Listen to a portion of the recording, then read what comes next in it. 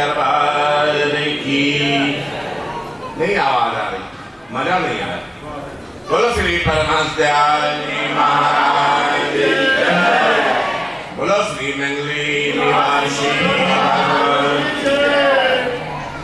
हरि ओम ब्रह्मानंदम परमशुभदम केवलं ज्ञानमूर्तिं द्वन्द्वातीतं गगनसदृशं तत्त्वमस्यादिलक्ष्यम् एकं नित्यं विमलमचलं सर्वधी साक्षिभूतं भावातीतं त्रिगुणरहितं श्री सद्गुरुं नमामि।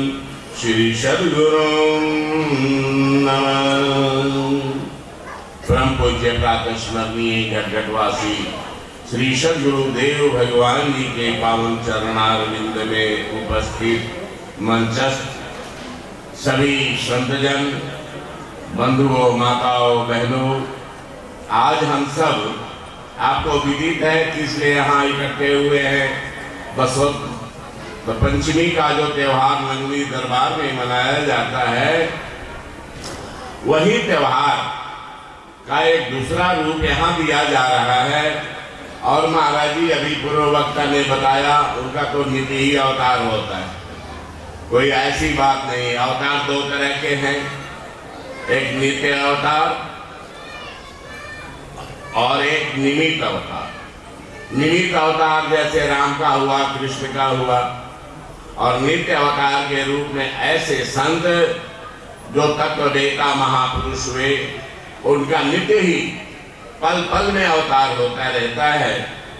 और वो अवतार के उपलक्ष्य में हम सब लोग यहाँ खुशियां मना रहे हैं कि उन्होंने इस धराधाम पर आकर के हम सोए हुए जीवों को जगाया, अनेक प्रकार के हमें कष्टों से का निवारण करते हुए एक नया जीवन दान दिया, और आगे आपने चरणों से जोड़ करके हमारे हृदय में प्यार और भक्ति का सृजन किया। ऐसे दिव्य सद्गुरु महाराज जी के पावन चरणों में हम सब कोटि कोटि नमन करते हुए आज यहाँ सब हम उपस्थित हैं। परम पूज्य श्री सद्गुरु भगवान जी के लिए कुछ कहना समझ लो सूर्य को दीवा दिखाने के समान है, और वो प्रभु कण कण में, जर्रे जर्रे में, घट घट में, सब जगह व्याप्त। अब आप लोगों ने सुना होगा कि भाई अवतार आते हैं तो क्या करते हैं, उनका विशेष उद्देश्य क्या होता है। जैसे राम का अवतार हुआ तो रावण जैसे दुष्टों का संहार किया, कृष्ण का अवतार हुआ तो कंस जैसे दुष्टों का संहार किया। जब सद्गुरु भगवान का अवतार हुआ तो उन्होंने क्या किया, संसार के समस्त जीवों के अंदर जो हम सब के अंदर एक राक्षसी वृत्ति भरी हुई है, उस राक्षसी वृत्ति का संहार करने के लिए ही उनका अवतार हुआ। अब वो महाराज क्या है, आप रोज सुनते हो सत्संग, काम, क्रोध, लोभ, मोह, अहंकार, ये सारी जो दुर्गुण है हम सब के अंदर भरे बैठे, इनका संहार कैसे हो। तो इनका संहार करने के लिए मात्र एक ही है कि हम उस प्रभु को, परमपिता परमात्मा को, श्री नंगली निवासी भगवान को अवतरित करें। तो महाराज हम कैसे अवतरित करेंगे, मार्ग लो क्या, मैं नहीं सोचना, बड़े गहरी बात है। आप उनको अवतरित कर सकते हो, अपने हृदय में उतार सकते हो। अवतरण का मतलब है उतरना। वो पार ब्रह्म परमेश्वर जहां उतर गया, इसीलिए उनको कहते हैं अवतार हुआ। अगर वो सत्ता हमारे हृदय में उतर जाए तो हमारे हृदय में ही अवतार हो जाए। ऐसा है, एक बार की बात है, स्वामी राम का नाम सुना होगा आप लोगों ने, बड़े उच्च कोटि के संत हुए।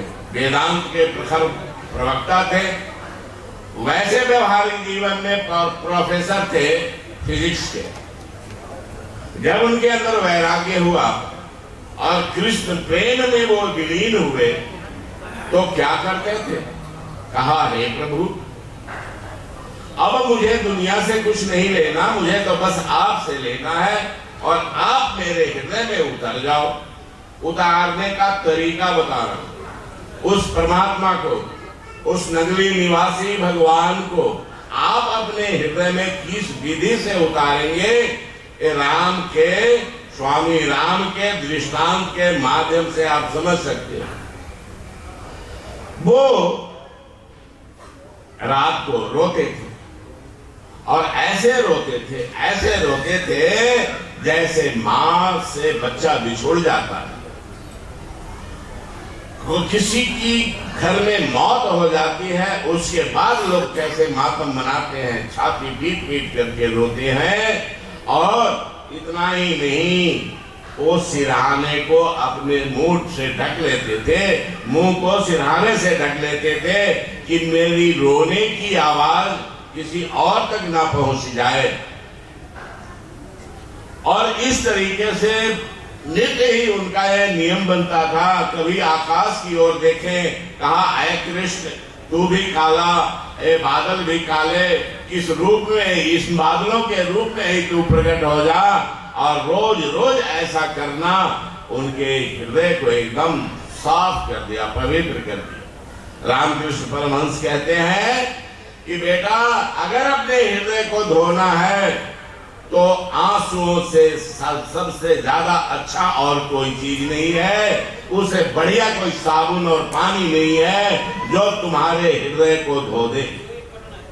और यही क्रिया, यही उपक्रम स्वामी राम ने अपनाया।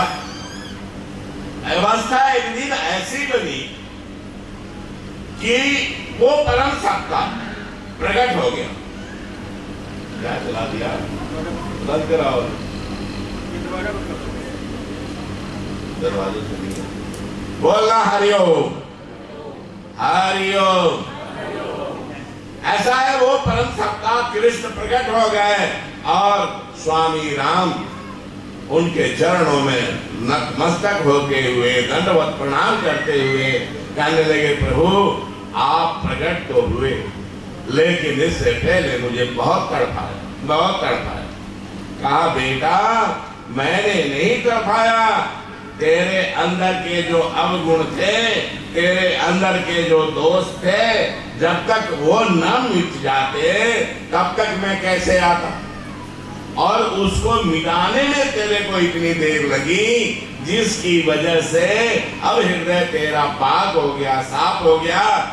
तो कहते हैं ना, जब जरा गर्दन झुकाई देख ली तस्वीर आपकी, जरा आंख वैसे झुकी और उसकी तस्वीर हमारे सामने प्रकट हो जाए। तो इस त्योहार का मतलब, हमें वो उत्सव से मतलब ये है कि वो उत्सव हमारे अंदर प्रकट हो जाए, हमारे अंदर वो नगले निवासी भगवान का अवतार हो जाए। अगर ऐसा है तब तो हमारा ये त्योहार मनाना उचित है, वास्तव में यथार्थ है, हमारे जीवन की साफल्यता है। और हम जिस उद्देश्य से ये मनुष्य जीवन प्राप्त किए हैं, उस उद्देश्य की पूर्ति हो जाए। अब कहो, उनकी सर्वव्यापकता, वो आप चाहे 7 समुद्र पार करके भी या गहराइयों में जा करके भी अगर उनको आप पुकारेंगे, उनके प्रति आपके चित्त में व्यग्रता होगी, आपके चित्त में तड़प होगी, आपके चित्त में प्रेम होगा, तो आपको वहीं पर प्रकट होकर के दर्शन देंगे। इसका एक प्रमाण आपको बताता हूँ, समय ज्यादा तो नहीं ले रहा हूँ, बोलना हरिओम। एक दृष्टांत देकर के बंद करूंगा।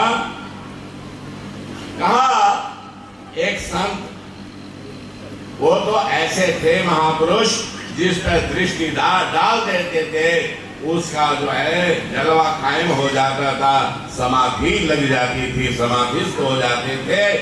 तो ऐसे एक संत बहुत दूर कहीं गुफाओं में बैठे तपस्या कर रहे थे। महाराज जी की याद में केवल थे, तड़प रहे थे।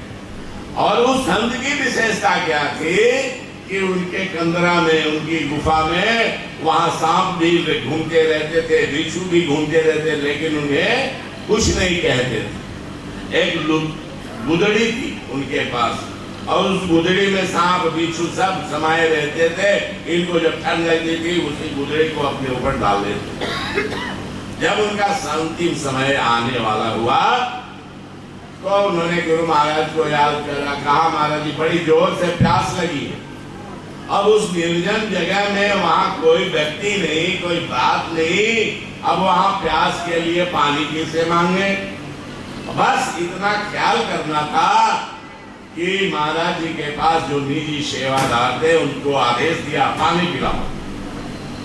वो हजारों मील दूर बैठे संत कह रहे प्यास लगी है, और नगले निवासी भगवान अपने कमरे में बैठे उनकी आवाज सुनते हैं, कहता है पानी पिलाओ। और महाराज जी ने पानी पीना शुरू किया।